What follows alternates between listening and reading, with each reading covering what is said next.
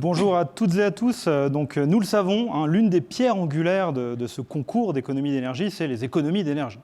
Donc il va falloir vous accompagner pour bien comprendre vos niveaux de consommation et puis vous accompagner justement dans ce suivi des économies d'énergie. Et cette année a été très fortement perturbée, on en a parlé, elle a été évidemment rythmée au gré de cette Covid avec ces aléas que vous avez rencontrés.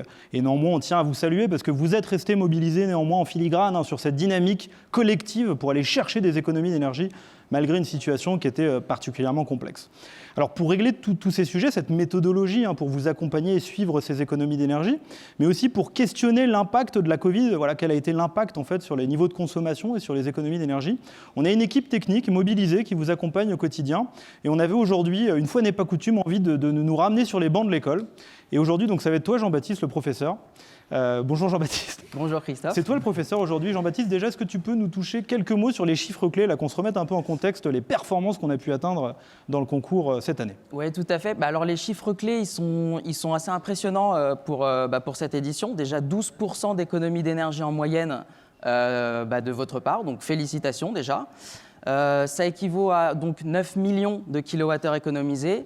Et donc 1000 tonnes équivalents de CO2 qui ont été évités, qui n'ont pas été émis dans l'atmosphère. Donc grâce à vous, grâce à vos actions qu'on a vues sur la vidéo précédente.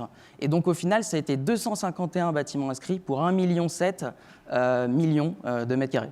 Alors, on ne se rend pas bien compte, 1000 tonnes de CO2, c'est beaucoup, c'est pas beaucoup? 1000 tonnes de CO2, moi personnellement, je n'ai jamais fait de tour du monde en voiture, mais ça, c'est l'équivalent de 688 tours du monde en voiture. Donc voilà, je ne sais pas si vous l'avez fait personnellement, moi non. Mais... Non, écoute, ça nous donne l'ordre de grandeur. Alors bon, la question qu'on a quand même envie de se poser, c'est comment ça marche? Parce que moi, je n'ai pas vu de compteur d'économie d'énergie.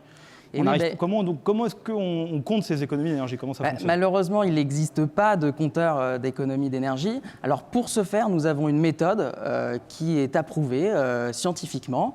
En fait, on va vous demander vos consommations historiques. Donc avec ces consommations historiques, on va modéliser comment s'est comporté votre bâtiment les années avant de démarrer Cube. À partir du moment où vous démarrez Cube, en fait, on va comparer à ce que vous auriez dû consommer si vous n'avez pas joué à Cube. Et en fait, c'est cette différence avec vos consommations réelles et ces consommations que vous auriez dû consommer qui représente l'économie d'énergie. Et en fait, au final, on a des kilowattheures qui sont évités chaque mois. On les cumule chaque mois, pendant 12 mois du coup. Et à la fin, on fait la photographie de cet ensemble.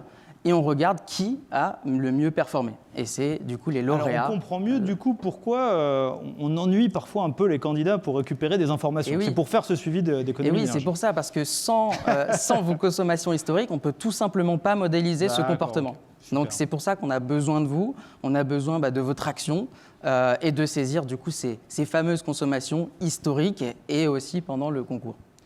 Merci Jean-Baptiste. J'ai l'impression d'avoir tout compris. Est-ce que tu peux nous apporter un peu un éclairage? C'est quoi le dispositif éco-énergie tertiaire? Alors c'est un petit point, oui, le saviez-vous, c'est pour tout bâtiment de plus de 1000 m², donc en fait école primaire, collège, lycée, en fait vous êtes tous concernés par ce dispositif.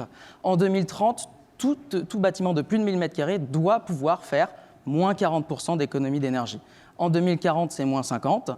Et en 2050, c'est moins 60%. Voilà, donc c'est un effort vraiment collectif impliquant tous ces établissements. C'est le fameux décret tertiaire, en fait. Exactement. D'accord, ok. Et alors pourquoi, en fait, on vous dit ça à présent? C'est qu'en fait, certains candidats, du coup, cette année, ont fait la moitié de ce chemin pour 2030. Donc ils l'ont fait en un an. C'est une belle performance.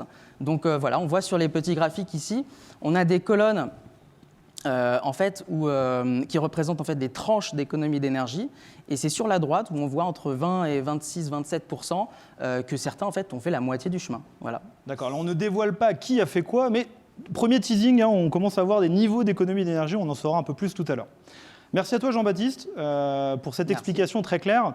Alors on en vient au sujet de la Covid. Forcément, on s'est posé la question comment est-ce que la Covid est venue impacter en fait les niveaux de consommation que chacun a eu. Et donc on a mené un certain nombre d'études, on voulait vous en faire une synthèse aujourd'hui. Alors tout d'abord, le premier constat, c'est que évidemment, dans les périodes de confinement, il y a eu moins d'occupation, voire parfois aucune, et donc ça a été une opportunité d'économie d'énergie. Encore fallait-il la saisir, puisque opportunité d'économie d'énergie, sous réserve de se mobiliser pour mettre en place des réduits, diminuer le chauffage, etc. Et donc là, à nouveau, on vous salue, on vous félicite, parce que l'aventure Cubes a continué malgré cette crise sanitaire. Donc bravo à vous, en tout cas, il y a eu ces opportunités qui ont été saisies, et d'ailleurs par quasiment l'ensemble des bâtiments. Donc c'était une opportunité d'économie d'énergie. Donc on se dit, ça génère des économies. Mais en fait, pas tant que ça finalement, parce que quand on se penche sur la question, on s'aperçoit de différents points.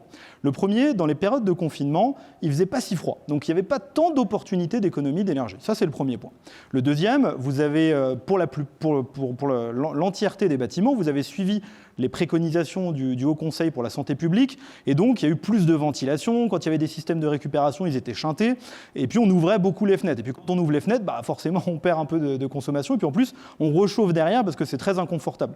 Donc il y a eu des jeux de plus et de moins, et on s'est dit finalement, on a du mal à savoir quelle est la bonne intuition. Est-ce que ça fait des économies ou est-ce que ça fait des surconsommations? Donc on s'est livré à un exercice sur un échantillon de certains bâtiments. On a regardé vos consommations avant. Donc là vous voyez un exemple, par exemple les consommations vertes, c'est la consommation que vous auriez eue si vous n'aviez pas joué à Cube sur un bâtiment. Et puis ensuite, la consommation en orange, c'est la consommation réelle. Donc on voit que la différence entre les deux, c'est l'économie d'énergie. Voilà, donc là c'est juste pour vous montrer la méthodologie de cette étude que nous avons menée sur un échantillon de bâtiments. Et une fois qu'on a eu ça, on s'est dit, est-ce qu'on ne pourrait pas essayer de modéliser quelle aurait été votre consommation si on n'avait pas eu le Covid ? Et donc on obtenait une autre courbe en fait, où on s'aperçoit qu'effectivement on avait des gisements d'économie d'énergie, on avait des plus et des moins, et ça nous a permis d'évaluer, d'estimer l'impact de la Covid. Je crois que j'ai dit du Covid, je m'en excuse, je me suis trompé. Et donc on est entre deux, merci à vous pour votre indulgence. Et donc on évalue l'impact finalement entre 2 et 4%. Voilà. On avait l'intuition que c'était un peu plus, mais voilà, finalement on arrive à ce résultat-là. Alors ça ne change pas le classement, ça c'est quand même la bonne nouvelle. Et puis finalement il n'y a pas tant d'impact que ça, mais on avait à cœur néanmoins de se remettre un peu en visibilité les chiffres clés, donc on vous les représente. Au final, quand on prend du recul, on a 12% d'économie d'énergie, mais on estime qu'on est plutôt aux alentours d'une dizaine de pourcents d'économie d'énergie sans l'impact Covid. Voilà. Donc on salue le résultat et on avait à cœur de faire cet exercice. Voilà pour la petite page d'enseignement de cette présentation. Merci à vous pour votre attention.